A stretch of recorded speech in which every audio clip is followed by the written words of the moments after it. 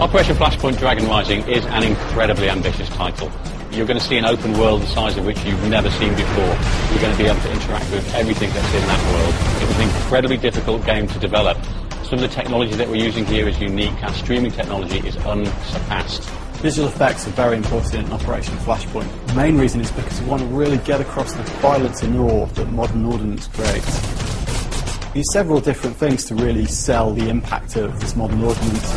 The main one is our particle effects, and we have a custom-written tool that lets us rapidly iterate and create many effects. We've got around 200 in the game at the moment. Some of these effects might be a burning tank, a huge explosion caused by off-board support, artillery for example. We've also got lots of different impact effects with bullets striking all sorts of different surfaces. Use a technique called cube-mapped particles. Cube-map is a spherical texture. It essentially makes a particle look like it rolls like a ball. We can actually make it look like it's three-dimensional.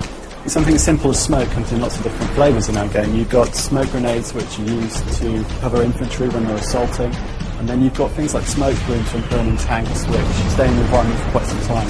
In Flashpoint, smoke can obscure various different targets including yourself. This is great for stopping laser rangefinders as well.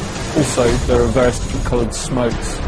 This is something that people will be able to use to designate targets and things in co-op play. Smoke's also used tactically. In a tank you can launch smoke shells and basically create a mask for enemy lasers, so it's harder to shoot the tank using a modern weapon system. Of course, we've modelled things like thermal vision systems. Certain vehicles have thermal scopes, so you can actually see through smoke and see heat signatures of vehicles and enemy the other side. As well as time of day varying as you play, weather can be dynamically changing as you're playing missions, so you'll have fog rolling in and affecting your view distance, maybe requiring you to switch to thermal vision whilst you're playing a mission. It can fundamentally change the approach you're going to take to attack an enemy. To really sell the experience of being an infantryman on the floor and getting shot at, we couldn't just use visual impacts on the ground. It wasn't enough. It didn't really sell the immediacy of actually getting shot at. So we came up with a screen effect system. When you're shooting something nearby, you get the effect of things hitting into dust or water or blood splattering on the camp. The grime of war is just hitting you. If you get shot, there's a visual effect on the character that shows blood, and it starts off as a small patch and then spreads slowly across the body. I think one of the strongest parts of the game, indeed one of the strongest characters in the game, is the island itself.